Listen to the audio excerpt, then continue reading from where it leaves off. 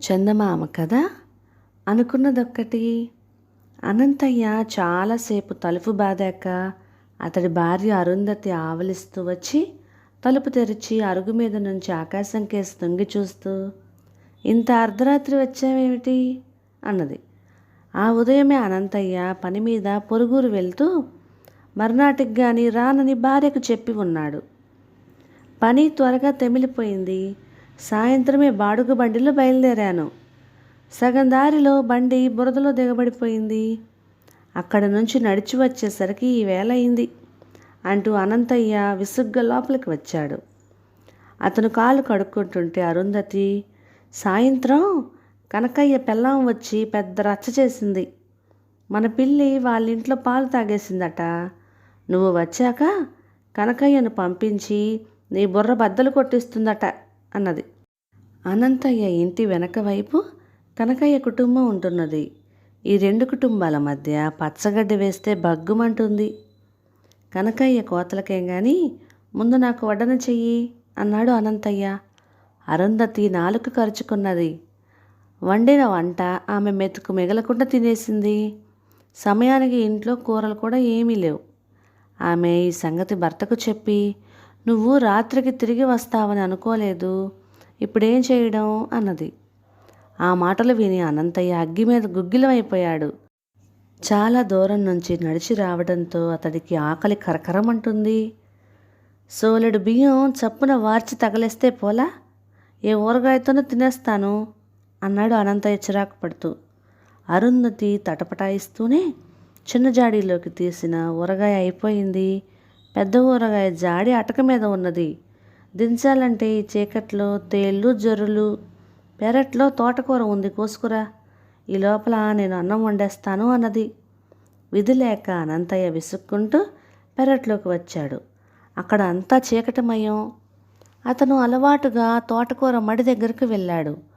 మడిలో అతని కాలు కింద ఏదో మెత్తగా తగిలింది.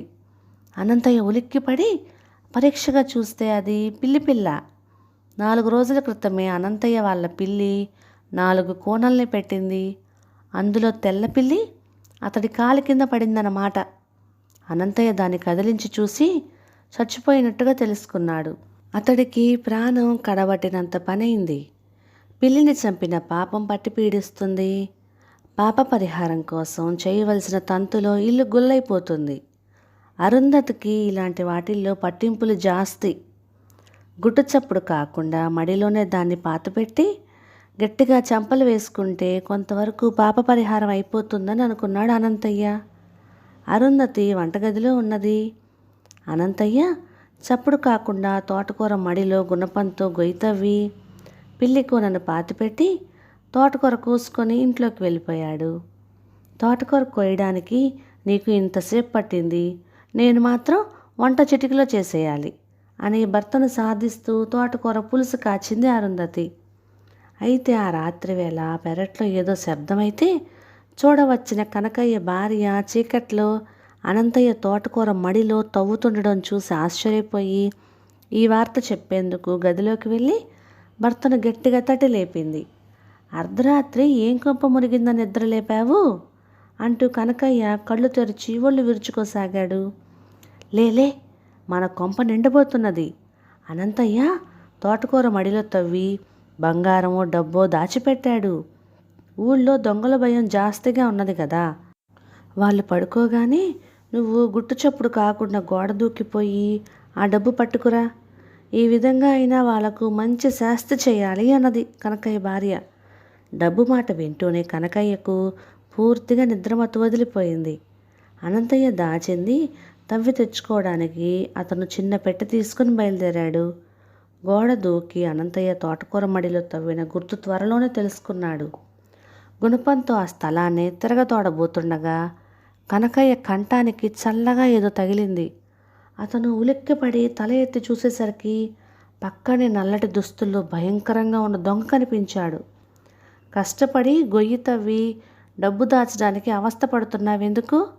ఆ పెట్టె నాకిచ్చి శుభ్రంగా చేతులు కడిగేసుకో అన్నాడు దొంగ కరుకుగా. దొంగను చూసి కనకయ్యకు కాళ్ళు చేతులు ఆడకపోయినా బుర్ర మాత్రం చురుగ్గా పనిచేసింది.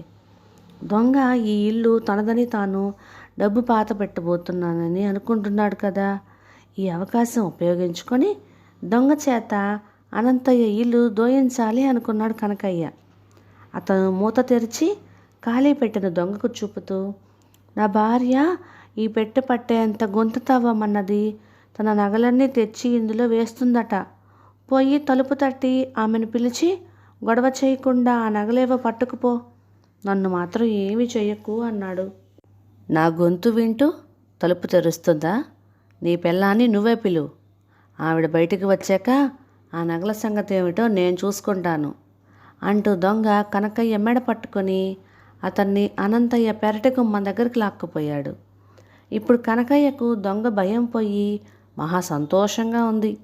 అతను పెద్దగా గొంతెత్తి, అరుంధతి త్వరగా రా అంటూ కేకలు పెట్టాడు. తలుపు తెరవగానే అతను భార్యకు ఏమైనా సైకిల్ చేస్తాడేమో అని అనుమానించి దొంగ కనకయ్యను పెడగా తోసి తాను తలుపు దగ్గరగా నిలబడ్డాడు. కనకయ్య మరోసారి అరుంధతి అంటూ గట్టిగా కేకలు వేశాడు. ఆ కేకకు అరుంధతికి మెలకువ రాలేదు కానీ అనంతయ్య నిద్రలేచాడు. అర్ధరాత్రి ఎవరో కేక వేయటం విని అతడికి పట్టరాని కోపం వచ్చింది. హఠాత్తుగా అతడికి కనకయ్య భార్య తన భర్త చేత బుర్ర బద్దలు కొట్టిస్తాను అన్న మాట గుర్తుకు వచ్చింది.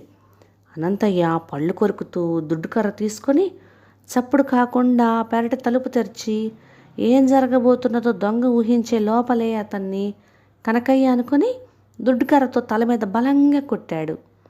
దొంగ కుయ్యమని కూడా అనకుండా కుప్పకూలిపోయాడు.